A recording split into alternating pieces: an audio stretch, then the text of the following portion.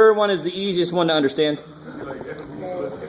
So, and yeah, you guys are like, why didn't you just do that one, Jeff? I don't know. I tried to do something here.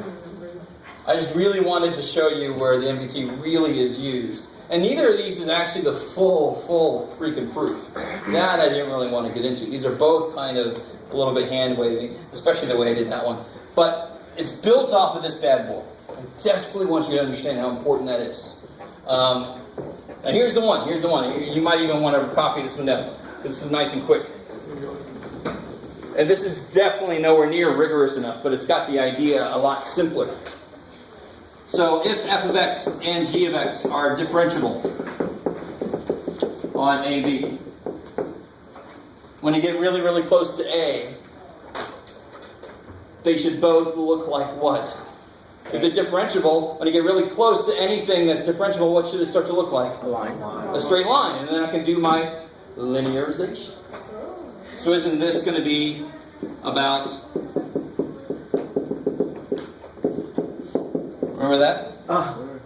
And then g is going to be... So this f of x over g of x... Try to pretty this up a little bit if you're trying to copy this down. Is about equal to... Well, screw it, that's equal to that. Over g prime. Good. Now. What degrees are the top and the bottom? Per second. In fact, what is this? What is this physically? What do I mean by that? Is it like a quadratic? What is it?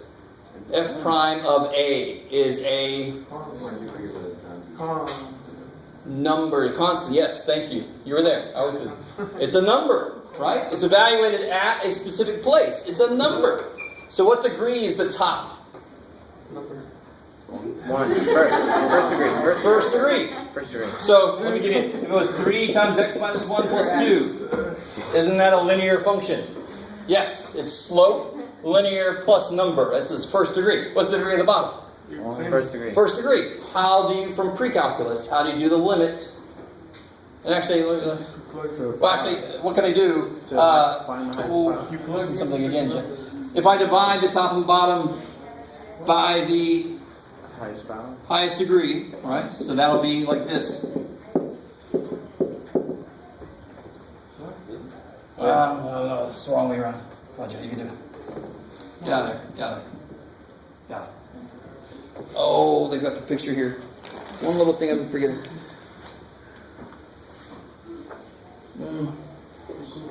What am I forgetting? Forgetting this here. These don't matter. Somehow these don't matter. And then these cancel. And then you get that. That's really horrible. Magic, and then you have multiplication and you can divide it with. Plus f of A. Wait, do you take the derivative of that? Is it a derivative? Oh. All right. So we're still working off the assumption. Again, we're still working off the assumption that f of A equals g of A equals 0. So that's gone. Okay. Okay, that makes sense. Right. There you go. Then these cancel. I forgot we got that assumption kind of in the background. So that's why this is definitely still kind of hand wavy, right? But this is the most direct way to see that it is equal to their ratio of their derivatives. All right, so let's try a couple of concrete examples now. We suffered through Jeff's mangling of three theorems. So how does L'Hopital's rule work? And some of you guys came into this class knowing it, and you were trying to use it way too early. Now you're finally allowed to use it, as I eyeball some of you guys. So here's what it looks like, nuts and bolts wise. So let's go back to that ln x one we had. And here's the most important thing to realize. L'Hopital's rule, the conclusion is only guaranteed to be true if you actually have an indeterminate form. If you have something that's determinate and you take a derivative, you could totally screw it up. It only works if the form is currently indeterminate. So what if you do it once and it's still indeterminate? You can do it again. Because it works when the form is indeterminate. So you can take multiple derivatives until you get something that's you can do. So I can apply L'Hopital's. And that's normally the way you kind of show that that's what you're doing. What happens here then? You get 1 over x divided by 1. 1 over x divided by 1. Yeah. And now, is this indeterminate? No, No, what is it? it's 1. Done. And remember this guy, we've seen this guy a lot. That's 1. That's 1. We know it's 1, but let's prove it now even better. Apply L'Hopital's. That's cosine over x over 1. Cosine x over 1. Cosine of 0 is 1. Of course, we did this before we even knew what derivatives were. Do you remember that? We talked about this idea, but we couldn't prove it until now. But now that we know derivatives, things like this are so much easier. All right, maybe. All right. Let's do one more. And you know, it's funny to me that they put.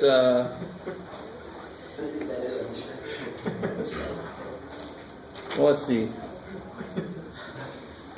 They put polynomials in here. The only way that polynomials could be indeterminate form. Now, think about this. The only way. So, if I had a polynomial, if I had on the bottom, I had this. What you got, Jeff? Oops. There you go. What must be true about the polynomial on the top in order for this to be indeterminate form? Has equal 0. You plug in 2. Has equals 0 when, You plug in 2. so it's got to have a factor of, X minus 2. so why would you use L'Hopital's? You just factor the damn thing. Do you understand? But L'Hopital's does help when the degrees are just stupid big, and I don't know how to factor in x to the 5th. I was seeing if they had one like that, but I don't think they do. Little dorks. Oh, well, that sort of is it. What about this here?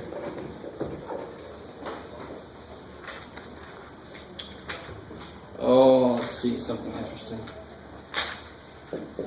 Why is this chapter so short? I wasn't, no, I was just curious.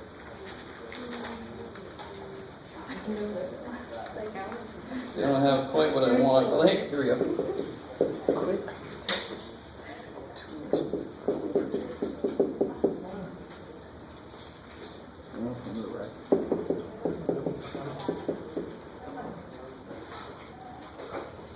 So that's 0 minus 0? That is so yummy. Yeah, so the form of this is 0 minus 0. Is that a form that L'Hopital's can do anything with? Well, can't you, since logs, can you like... Totally. But is this a form L'Hopital? No, this is not. So if you want to use L'Hopital's, you got to force it to be a ratio. It can only attack ratios. So like you said, X 7 X7 divided by x. natural log is continuous on its domain, so I can bring the limit inside. And then I can attack this with... Which is 7x to 6. Do you notice I can't attack this with L'Hopital's because then it's not a ratio. It's L into this. It's not over anything. So I've got to bring the limit inside for this to be a ratio, right? You can see that. So then inside... 7x to 6. Yeah, it'd be 7x to the 6. Over 5x. 5x to the... And what's really nice there is... The x is reduced. Is that indeterminate still? No. No. So 7. So 7 fifths. Natural log of 7 fifths. 7 fifths. Isn't that weird? So what do you think? If I put a 9 there, what do you think might happen? Crazy. It'd be 9 fifths. 9 over 8. Oh, that's crazy. Because that first derivative brings that number down, and those end up being the answer there because... Yes, ma'am. What did that say? 7x to... So 4x is canceled, leaving you with 2. So just 7x squared and then... Over 5, yeah, because 4x is okay. canceled there. Does it matter? That was a 6. So, right, because you take the derivative. Oh. So I applied L'Hopital's here. 7x to the 6th. Okay. 4x is canceled, leaving you with 2. Does it matter if... because you put a 1 and then a positive sign, mean that's from the right side. When it's from the left side, is it still the same? Yeah, why do you think they said 1 from the positive side? Because So the domain could be real. What? Is that right? So the domain could be real for Ln? well, if you come from the negative side, what happens that's bad? It's going to negative infinity, isn't it? No, if you approach 1 from below, 0. is there a problem? It's the domain There's a isn't. lot of negative in there. No, come on. So That's a good question. ln, so we're approaching it from above. Uh-huh. Why couldn't we approach it from below? Or did the problem just put that plus sign? Maybe they didn't. Maybe they just put it there for no real reason. Undefined at 0 or less than 0. I don't care. I don't get close to 0. I'm close to 1. Okay. Yeah. All right, something for you to ponder. Maybe they just put it there for no real reason. It's very possible. They've done that before. Let's see. Let's see. What do you, well, let me see where I have something freaky there. Perfect. It's probably infinity. Yeah.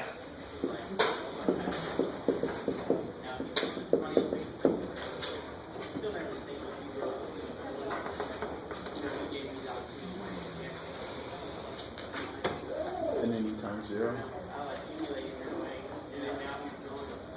So you get infinity. And of course, this will go to 0, sine of 0 is 0. So that is indeterminate.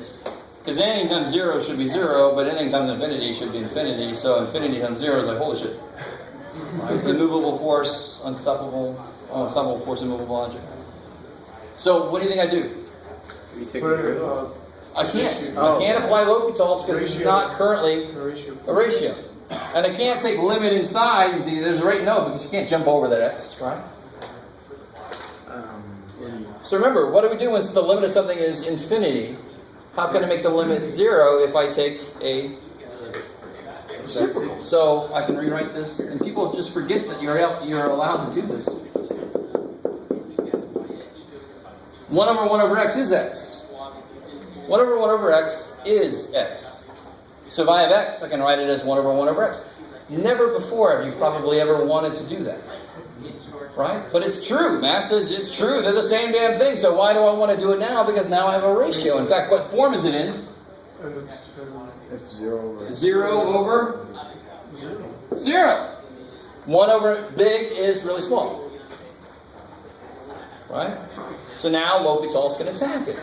I'm just trying to show you a few examples of the flexibility you have if it's not currently in the right form. So now, what happens? Cosine. This is a yummy one. Is it cosine? Okay, cosine. Pi over x times 0.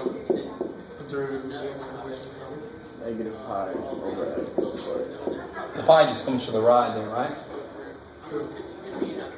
Same thing here. Negative x squared. What happens to the x squares? Cancel. Negatives cancel. You leave your left. So X goes to infinity. This is cosine of 1. cosine of Was 0. 0, which is 1. Take me in steps, buddy. Take me in steps. So cosine of 0, which is 1, times pi. So this limit is pi. There's no way to... Is that what you expected it to be? There's no... I'm human, man. I didn't expect it to be shit. But it's interesting that it came out to be pi. It's just interesting. Alright. So, do me this favor. I think I got online, I finally put up through 4.5 homework. So definitely try out some from 4.4. But you got to at least look over 4.5. Because it brings back some pre-calc stuff. It brings back asymptotes. So why do you think they did this 4.4 right before 4.5? Because this looks like a really good way to attack a function to find its horizontal asymptotes, for example, right? Because the horizontal asymptote of something is letting x get really big. And some functions are not polynomials, they're a little bit freaky to figure that out. So now we have a very powerful tool to figure it out. I can use L'Hopital's if I put it in the right form. So that's why they put 4.4 right before 4.5. Because it's good to find asymptotes with L'Hopital's. Right? Not a phrase you thought you'd hear. So how's that? So if somebody thinks about it, remind me to find a room for Thursday. And then I'll let you guys know where we'll be if you want to come out.